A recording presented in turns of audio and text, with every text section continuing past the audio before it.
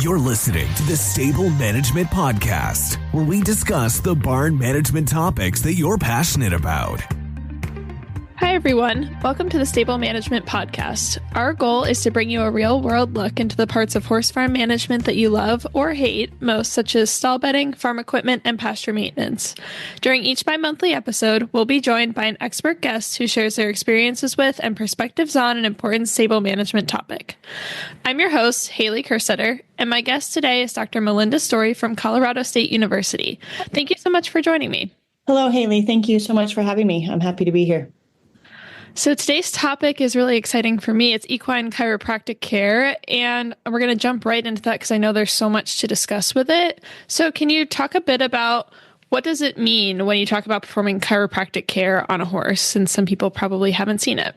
You know, for me, one of the big things that I think about is actually I use chiropractic care as a professional as much diagnostically as I do therapeutically, which I don't think that a lot of people have in mind necessarily.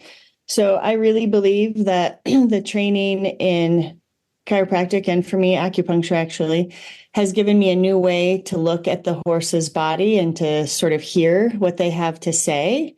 And so when I'm going out to see a horse for chiropractic care, I'm really trying to understand what they are trying to tell me in all ways. So where are they compensating? What might be sore that is not appearing as an overt lameness? A lot of these horses we see for really subtle performance problems. And so I love to just listen to the horse, and they will tell you a lot if you take the time to really go through their whole body. And so before we even truly start a true chiropractic adjustment, if you will, there is just so much that goes into evaluating them and understanding all of the things that their body has to say. Yeah, that totally makes sense. So when you do get to the actual adjusting part, can you talk a bit about how that might benefit a horse's health? Sure. So, the bottom line is the nervous system manages all things in any body, right? It manages proper organ function, musculoskeletal function. And so when we do a chiropractic adjustment, the goal is to restore normal mobility in all of the joints along the spine, which is what most people think of when they think chiropractic care, but really any joint in the body. But specifically, when we're doing the adjustments along the spine, from their poll to their tail, we are trying to make sure that all of those joints along their neck, back, through their pelvis, that they are moving properly. And through that, then the nervous system can function more appropriately. So there are nerves that come out of the spinal cord, and they exit along every joint space, if you will, along the entire spinal cord. And so when we have dysfunctions, that's sort of the word that we use. If we have a dysfunction or there is not normal mobility, those nerves secondarily may not function properly. And then those signals get a little bit off kilter from the brain to the rest of the body and back again. So if we restore mobility along the spine, then those nerves can function properly, and therefore all of the body can be healthier and function better. In what types of horses or with what specific health conditions do you typically see chiropractic adjustments being most effective? In my practice, I see mostly performance horses, and that might be burro horses, rope horses, dressage, jumping, race horses. Any athlete can really benefit. We ask a lot of them, which I think is totally fair. But through that, their bodies go through a lot, and we need to maintain all of that health and normal mobility and subsequent strength. So for sure, the athlete, the performance horse, that's a big part of my practice. However, I feel equally strongly that the little horses in the backyard can also benefit. Maybe it's a horse who has had surgery. Maybe it's a horse who's had an injury, and so they've been on stall rest.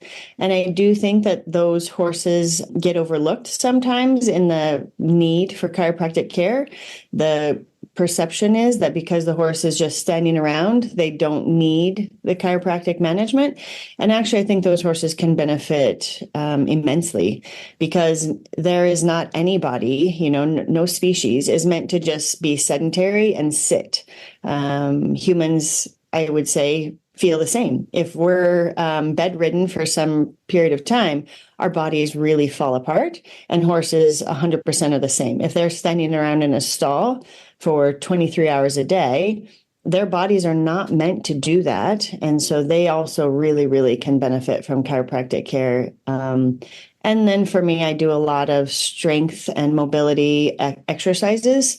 I will have owners do a lot of at-home care between my adjustments.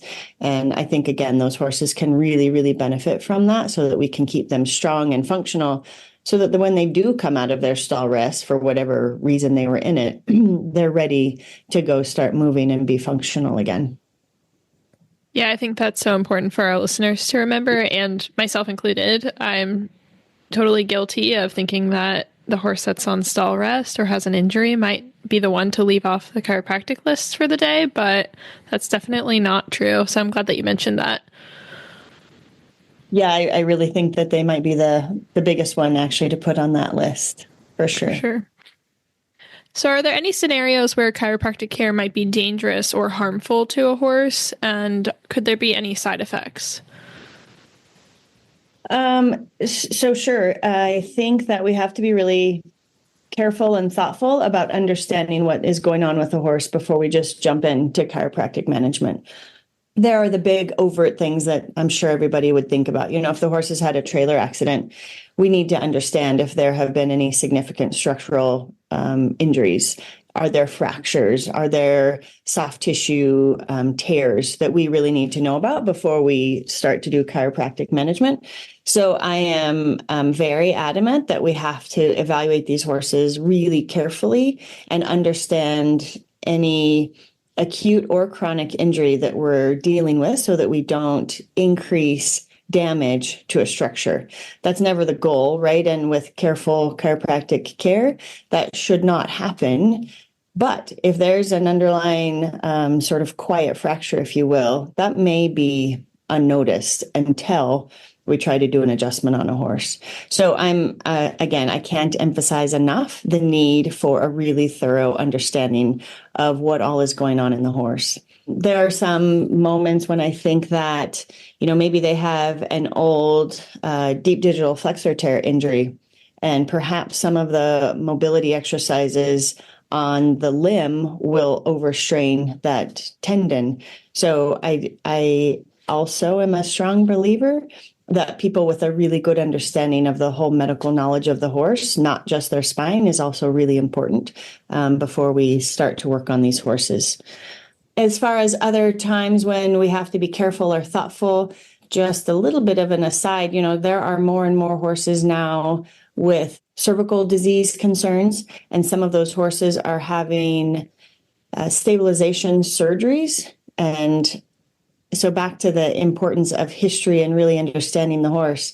For an example, if that horse has had a fusion in its neck, and then it might sell and go to a new owner, and then that new owner wonders why its neck function is just a little bit different than maybe another horse in the barn, and the chiropractor doesn't understand to ask those questions, or they don't understand the history, and they're trying to mobilize a segment that has been surgically stabilized, I think we can all imagine that won't go very well and could lead to some problems. So again, understanding the horse, having a good diagnosis, being really thoughtful about the whole horse, that I can't emphasize that enough. So those are really important things when we're thinking about the safety of chiropractic care. So the first time that you see a particular horse, does your first time adjusting them also include an exam? Do you ever employ diagnostic imaging before you actually adjust a horse? What might that look like? Yep. For me, I always want to watch the horse move. It doesn't necessarily have to be a full lameness exam. It depends a lot on, again, what the body is telling me, what that horse has to say, what I pick up on with my hands through that first run through, if you will. But absolutely, I think that they need to be evaluated in motion before we ever get started. And if there is a lameness, I absolutely will have that conversation with the owner. I am in a situation where I'm a lameness specialist as well as a chiropractor, so I can fill both of those hats, if you will. Sometimes that's not always the case. So if you have a chiropractor who does strict chiropractic work, that's fine. But we all need to have a real open, honest conversation that this is a team effort. And so if that chiropractor has significant concerns, they need to send it back to the lameness specialist. And the lameness specialist, in my opinion, needs to understand that there is real value in some of these integrative therapies. And if we all keep the same goal in mind, and that is a healthy, functional horse, and therefore a happy owner, if that's always our goal, then that team approach works really well. And I'm a firm believer of practicing that way and teaching that to my students and residents.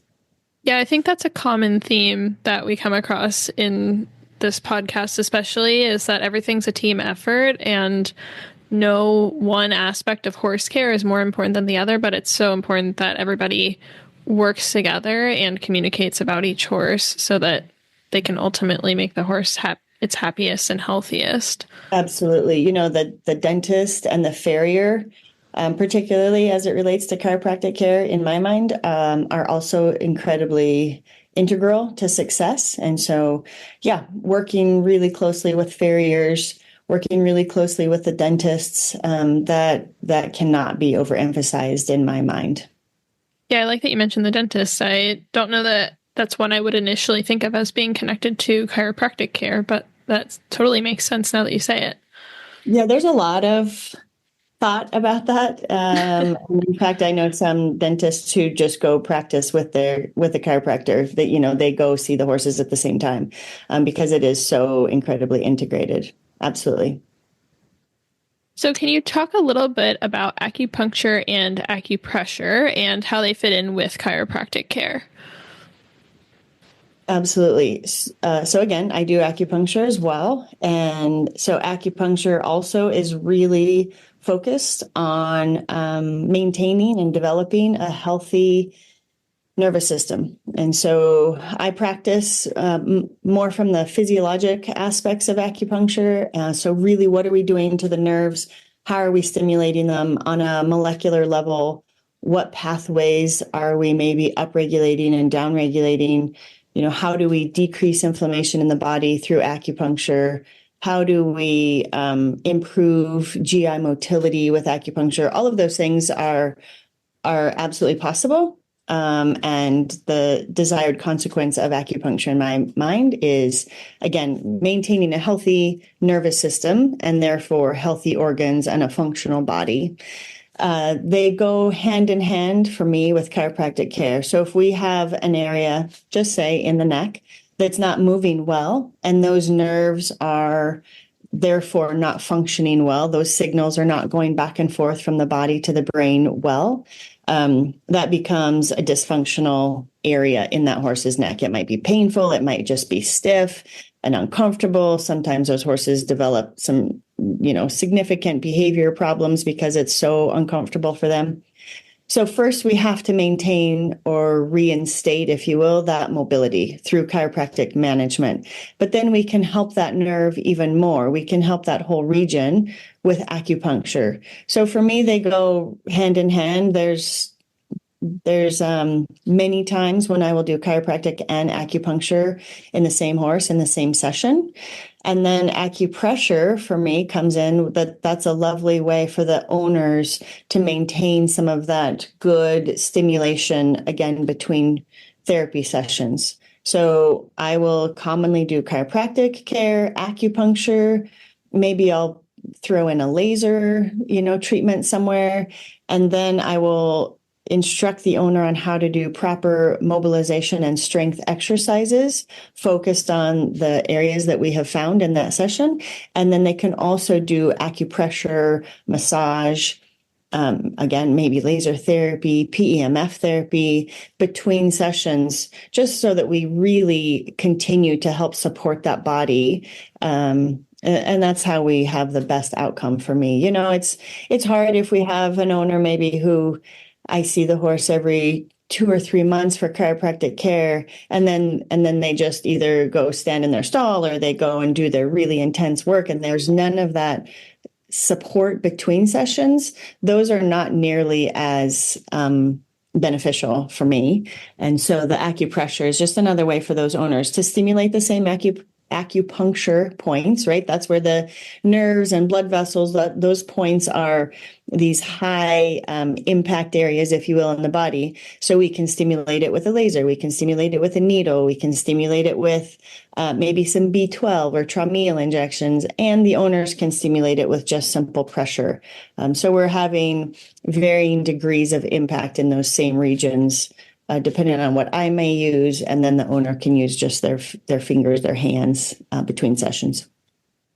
Yeah, I like that you mentioned the between session care, because I actually heard another practitioner say that some people look at chiropractic adjustment or acupuncture as like a once in a while spa day for their horse. But she said, in reality, this is just part of regular maintenance, just like you have your vet come out and do vaccines, which I thought was a nice way of looking at it, at least for me. It reminded me of the whole horse approach, that you need to be looking at every aspect as important for their routine care.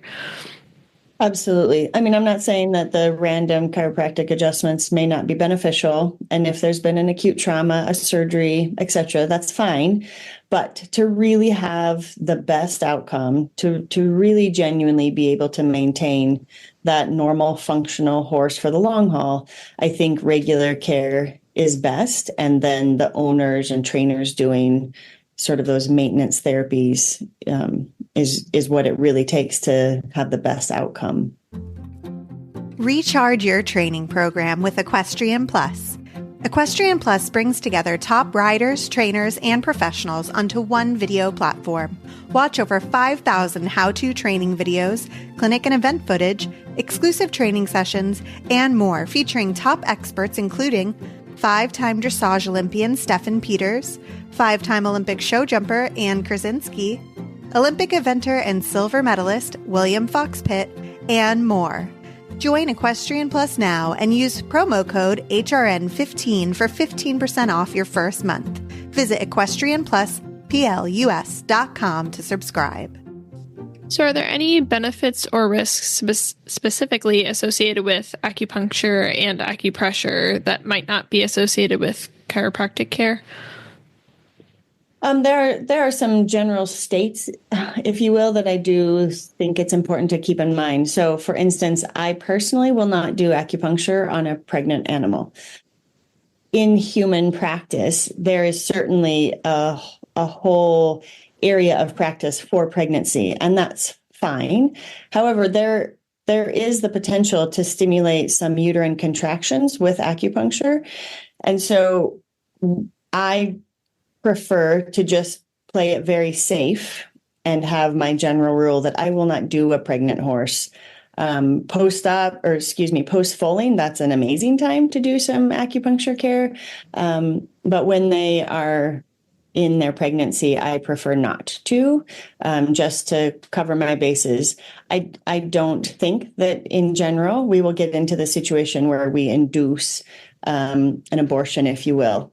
But if something happens on that mare and it has recently had acupuncture, I think it would be very difficult to say that there hadn't been some impact. There's a lot of acupuncture that we still do not understand. A lot of people are trying to do some great research to really understand acupuncture, but it's not straightforward at all. And so until we have a better understanding and really understanding which points may in fact be negative in that state, I prefer to just play it safe. There are other, sort of off the norm instances when I think it could be dangerous. Perhaps the animal has a clotting problem. That's certainly not something that we commonly think of in a horse, but there are those moments when maybe that's not the best choice. The biggest time when I think that acupuncture is not really indicated is when we have a really, really hyperaesthetic horse and trying to put the needles in actually just wreaks havoc in their nervous system. There is no doubt that there are some horses who just absolutely cannot tolerate the stimulation to their nervous system, to their skin. And for me, we have to just acknowledge that and accept it. And again, listen to what the horse is telling us. And first and foremost, understand why. What is going on in that horse's body that is causing that hyperesthetic state? And what can we do instead of acupuncture that day to help get the horse into a better state without overstressing it? So again, is it laser? Is it PEMF? Is it just simple exercises? Do we need some systemic medications? Do we need some, injections? Those all go back to the first statement I said, that a good diagnosis is where we start with any of these therapies. But yeah, that's the biggest time when I think we have to just be super thoughtful and careful that acupuncture is not always going to go well. Just because it doesn't go well one day doesn't mean that it won't go well a different day. So that's also important to keep in mind. I hear a lot where owners will say like, oh, my horse hates acupuncture, you can't try. I'm like, let me give it a shot. And it might go great. The body's changed so much and the nervous system changes so much. We have to think about the horse in front of us that day, every time we see an animal. Because every day is a new day, whether we're training them or doing chiropractic care, how they see the world changes every day. And we just have to be real thoughtful and take the horse in front of us. How do you maintain your own safety and the safety of the handler when you have a horse who's not tolerating what you're doing well? Do you just completely abort mission, or do you have ways to adjust what you're doing to make them more comfortable? Certainly the handler is a huge part of it. I work with some folks here who I trust implicitly to understand the horse, to read the horse. It's one of those moments when you really have to be all in, like your brain cannot be distracted by 100 other things going on for myself, the practitioner, as well as my handler. So I'm adamant that my handler is really with me that day, if you will, and watching the horse. I can't have a distracted person trying to keep me safe, because they will not keep me safe. A lot of it just simply goes back to understanding horses. I grew up around horses, so I can read them and understand them. And there's that line where you just know you better not cross it at this moment. So the big thing for me is accepting that. For some people, they just can't accept it, right? They just think they have to power through that day, and that doesn't always go well. And horses are bigger and stronger and quicker, and there will be those moments that if you ignore your sense and if you ignore the horse, you will get hurt. And so that's a big part of it. Certainly the environment that we work in is a huge part of it. I see a lot of people crawl up on, like those metal step stools, for example. I think that is incredibly dangerous. And I highly recommend not doing that and not allowing people to do that. If you are the owner, finding something for somebody to crawl up on, mounting blocks work fine. Bales of hay work fine. I have a nice chiropractic bale that I carry around with me. So it's just being really thoughtful about not putting yourself in a bad position. And as the owner, as the barn manager, thinking ahead, also just not allowing somebody to put themselves at risk. Let's keep the kids out of the aisleway. Let's keep the dogs out of the aisleway. We don't do chiropractic or acupuncture care in a set of stocks around farm implements. I personally think that inside a nice indoor arena is a lovely spot. It's good footing. It's an environment that the horse is probably used to. If something bad happens, the ground is, soft. We have containment. So just some basic horse management that sometimes, unfortunately, gets lost in the moment.